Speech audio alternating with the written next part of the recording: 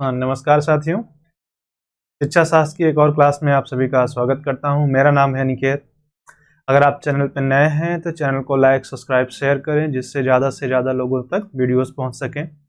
आज से एक नई क्लास शुरू की जाएगी, शिक्षा मनोविज्ञान। ये क्लास चाहे आप कायदे से तो जो शुरू की जाएगी, ये BA 2 एंड ईयर के बच्चों के लिए होगी क्योंकि उनको एजुकेशनल साइकोलॉजी पढ़ना होगा। बट इसका जो टाइटल मैंने इसीलिए रखा, उनका पेपर ने रखे शिक्षा मनोविज्ञान रखा है। और शिक्षा मनोविज्ञान यहाँ पे रखने का मेन कारण ये था कि इससे चाहे आप MA के विद्यार्थी हों, M.Ed के विद्यार्थी हों या B.Ed BTC कर रहे हैं तो इस पे सारे टॉपिक आपको मिलेंगे। यानी चाहे BA 2 एंड ईयर का बच्चा देख रहा हो एक, या कोई MA का बच्चा है, M.Ed का है, इवन किसी भी ऐसा छात्र जो किसी रूप से एजुकेशनल साइकोलॉजी से जुड़ा है, तो उस हर बच्चे के लिए ये क्लास हेल्पफुल होगी। तो आज हम क्या करेंगे, एज अ नॉर्मल इंट्रो लेंगे एजुकेशनल साइकोलॉजी का, ये होता क्या है। उसके बाद से जो प्रॉपर आएंगे तो हम एक सीक्वेंस में चलेंगे कि एजुकेशनल साइकोलॉजी डेवलप कैसे होती है, इसकी थ्योरीज क्या है, लर्निंग की थ्योरीज क्या है, इंटेलिजेंसी क्या है, पर्सनालिटी क्या है। अब ये सारी जो थ्योरीज हैं वो हर जगह पे सिमिलर हैं। अंतर बस ये एक चीज आता है कि जैसे अगर हम एकेडमिक लेवल पे पढ़ रहे हैं तो हमें थोड़ा कम पढ़ना पड़ता है और हम सरफेस नॉलेज पे भी उस पे सक्सेस हो सकते हैं, परीक्षा पास कर सकते हैं। लेकिन अगर यहीं पे हम जब जैसे नेट देते हैं, PGT दे रहे हैं, तो उन जगहों पे हमको इसको डेप्थ में पढ़ना पड़ता है। तो उसको आपको क्या करना होगा, रिवाइज करना होगा। यानी आपको थार्नडाइक का जो नियम है, अभ्यास का नियम, तो आपको अभ्यास भी करना पड़ेगा। कॉन्सेप्ट समझने के साथ साथ अभ्यास भी करना होगा। तो चलिए हम शुरू करते हैं। जैसे इसका नाम ही है शिक्षा मनोविज्ञान, तो आप देख रहे होंगे कि इसको एक नाम से आप लोग और जानते होंगे, वो दूसरा नाम है इसका शैक्षिक मनोविज्ञान। या आप लोग जो बुक्स पढ़ते हैं तो उसमें मिला रहता है शिक्षा के मनोवैज्ञानिक आधार।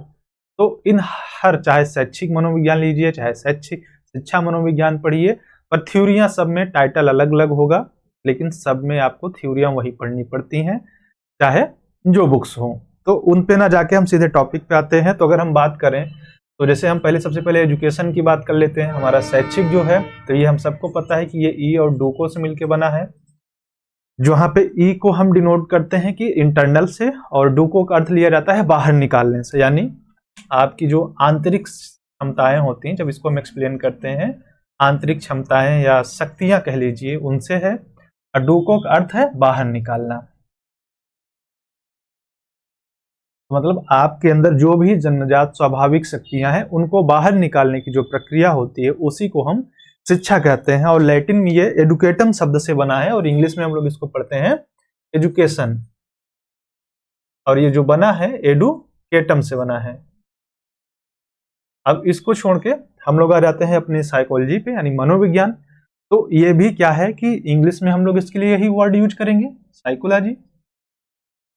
और जब हम इसकी बात करते हैं तो ये भी क्या है कि ये एक सिंगल वर्ड नहीं है, ये भी दो शब्दों से मिलके बना है, जिसपे हम इसको यूज करते हैं साइकी। एक सेकेंड, थोड़ी चीजें हमें यहाँ से हटानी पड़ेंगी। तो ये मिलके बनता है जो हमारा साइकोलॉजी होता है, दो वर्ड से। तो एक हमारा बनता है साइकी, दूसरा बनता है लोगोस।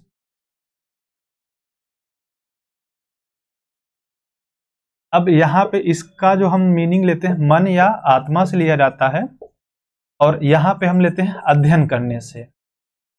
यानी आप मन का या आत्मा का जो अध्ययन करने का विज्ञान है, उसको हम बोलते हैं साइकोलॉजी। ये एक जनरल वे में यूज किया जाता था कई सालों पूर्व, लेकिन जैसे जैसे जब मनोविज्ञान का विकास होता गया तो इसके जो ये परिभाषाएं थी वो बदलती गई। तो हम सीधे आ जाते हैं इसके विकास क्रम में।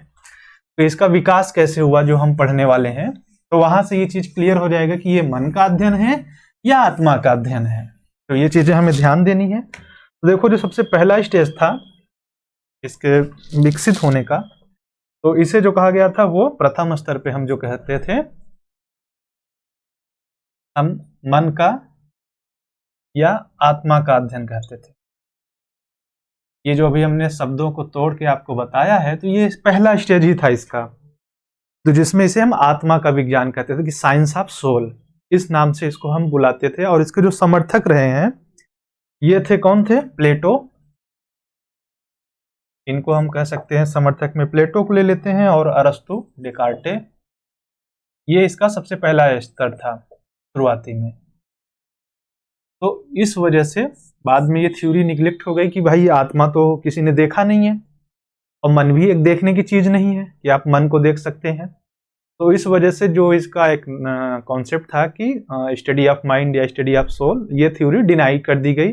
और ये एक्चुअली इस पे ज्यादा फोकस इसलिए किया गया था क्योंकि आरंभिक स्टेज में यह दर्शन शास्त्र से पृथक हुआ था। जैसे हम सभी जानते हैं कि फिलोसफी ही सारे सब्जेक्ट्स का फाउंडर है, मतलब सारे जो सब्जेक्ट उदय हुए हैं वो फिलोसफी के थ्रू हुए हैं। फिलोसफी लाइक सूर्य, और उसकी जो किरणें निकल रही हैं वो मल्टीपल सब्जेक्ट्स हैं।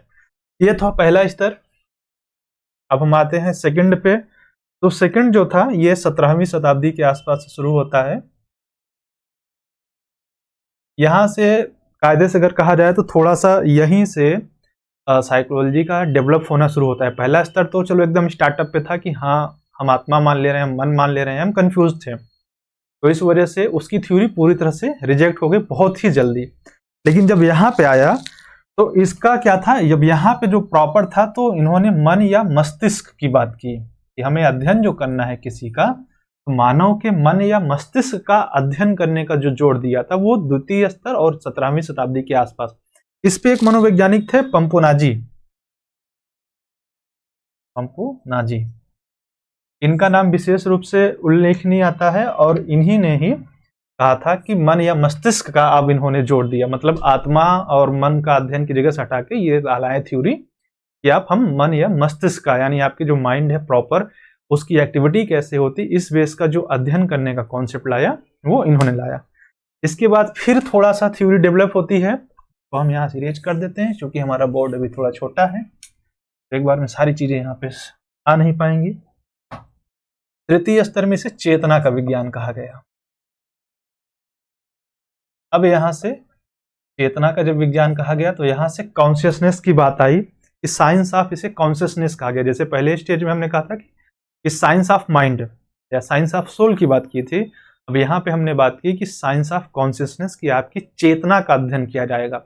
लेकिन कुछ समय में ये थ्योरी भी डिनाइड हो गई थी क्योंकि फ्रायड के आने से, और फ्रायड का जो मानना था, उन्होंने कहा कि जो चेतन हिस्सा होता है वो 1/10 हिस्सा होता है या उतना भी नहीं होता है मानव के मस्तिष्क का। अगर आपके मस्तिष्क अगर मैं कहूं ऐसे लेके ये 100% है, तो जो इन्होंने कॉन्शियसनेस यानी चेतना की बात कही थी ये अप्रॉक्स 10% ही होता है। तो इस वजह से ये थ्योरी भी क्या हो जाती है, रिजेक्ट हो जाती है। तो यानी 3 थ्योरियां यहाँ पे रिजेक्ट हो चुकी हैं और अभी भी इसका डेवलपमेंट कंटिन्यूअस है। अब इसमें क्या था ना कि विलियम जेम्स आगे आए थे, वैज्ञानिक हैं विलियम जेम्स, तो ये इन्होंने इस चीज को आगे बढ़ाया और इन्होंने कहा कि यह चेतना की विभिन्न अवस्थाओं का वर्णन करता है, यानी जो कॉन्शियसनेस की स्टेजेस होती हैं उस चीज को जो अध्ययन करने के लिए हमने यूज किया था, तो वो तृतीय स्टेज था हमारा, थर्ड स्टेज कौन सा था, चेतना का विज्ञान। अब इसके बाद इसके समर्थक में थे विलियम जेम्स तो थे ही, अब विलियम के आगे वुंट लगा लेना, विलियम वुंट थे, और उसके अलावा जेम्स सुली। बम वाला सुली मत समझ लेना क्योंकि त्योहार आ रहा है, इनका नाम ही था। हमारे यहाँ होता है ना एक सुतली बम, हम लोग बहुत फोड़ते हैं, तो वो मत समझना। लेकिन इसको अस्वीकार कर दिया था, जैसे मैंने कहा कि फ्रायड के आने की वजह से, क्योंकि उन्होंने अनकॉन्शियस का कॉन्सेप्ट दे दिया, अचेतन मन का, और नियरली सबसे ज्यादा जो मानव मस्तिष्क का हिस्सा होता है, आगे आप लोग पढ़ेंगे जब फ्रायड की थ्योरी आएंगी पर्सनालिटी में, तब इसको डिटेल में हम लोग देखेंगे। लेकिन वहां पे इसकी वजह से, ये थ्योरी फ्रायड की वजह से हमने रिजेक्ट कर दिया, यानी थर्ड स्टेज भी इसका निग्लेक्ट कर दिया गया। इसके बाद जो फोर्थ स्टेज आता है, यहां से कुछ इसको स्थायित्व मिला और एक अच्छे, या कह सकते हो कि लंबे समय तक जो इसका फोर्थ स्टेज था, फोर्थ स्टेज ऑफ डेवलपमेंट, वो चला और उसको साइकोलॉजिस्ट ने एक्सेप्ट किया और क्या किया, काफी माना भी। ये स्टेज क्या था, व्यवहार या अनुभूति का अध्ययन, यानी ह्यूमन बिहेवियर की स्टडी की बात कही गई। तो आपका व्यवहार क्या है, हम उसका अध्ययन करेंगे। तो व्यवहार ही तो वो चीज होती है जो हमें प्रत्यक्षित होती है, हम देखते हैं, हमारे समझ होती है।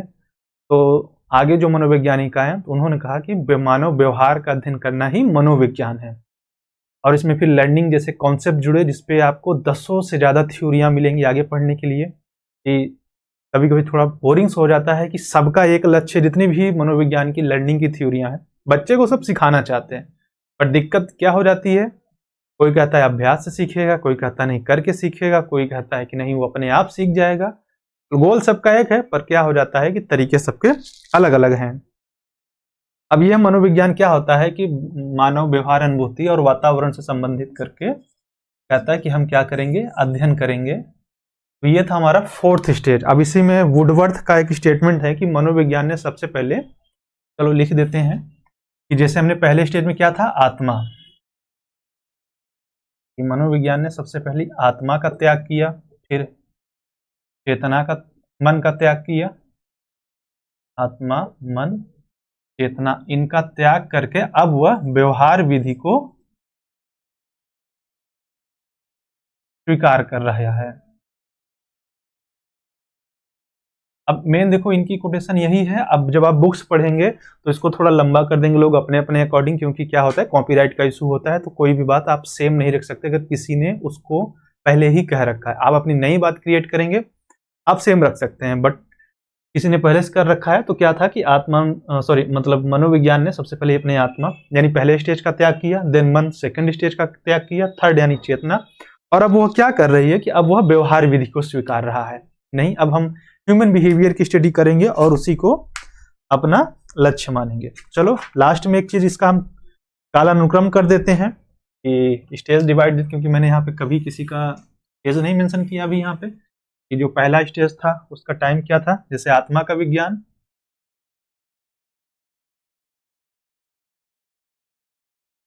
ये माना जाता था नियरली 15वीं शताब्दी तक। दूसरा मन का विज्ञान या मन का अध्ययन,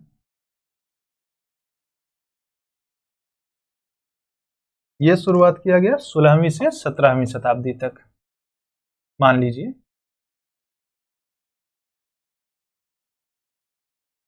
शताब्दी। फिर ये था पहला स्टेज, ये दूसरा। तीसरा हमारे पास था चेतना का विज्ञान,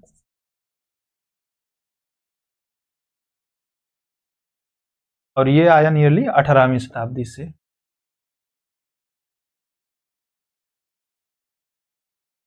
और लास्ट हमारे पास है फोर्थ स्टेज, जिसे हम कहते हैं व्यवहार का विज्ञान, और ये आया 20वीं शताब्दी से आज तक कह सकते हैं, अभी तक ये चल रहा है।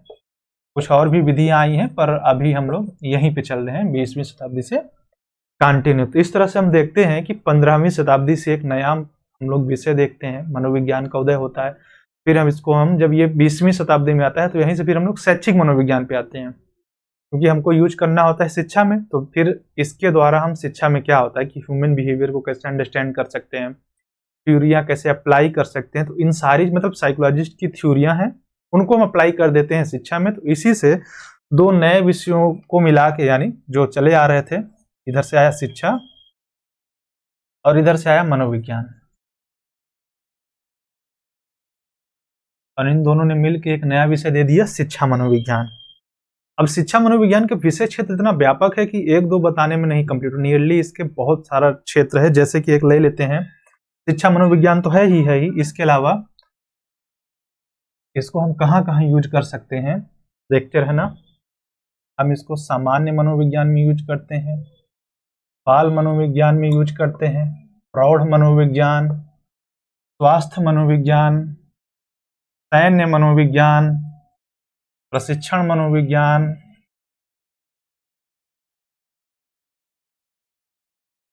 किशोर मनोविज्ञान इत्यादि। ये तो कुछ नाम हो गए, नियरली 30-50 से ज़्यादा क्षेत्र हैं कि यहाँ पे हम मनोविज्ञान को यूज करते हैं। तो आज की क्लास यहीं पे रैप अप करते हैं, और जितने भी लोग वीडियो को देख रहे हैं इसको लाइक शेयर सब्सक्राइब करें, हर बच्चे तक पहुँचाएं। और शिक्षा मनोविज्ञान के पूरे टॉपिक, चाहे आप BA के बच्चे हों, B.Ed, M.Ed कुछ भी हो, आपका अगर एजुकेशनल साइकोलॉजी पढ़ना है तो चैनल को लाइक सब्सक्राइब करना है। यहाँ पे आपको प्रॉपर हर टॉपिक पे वीडियो मिल जाएगा। Thank you.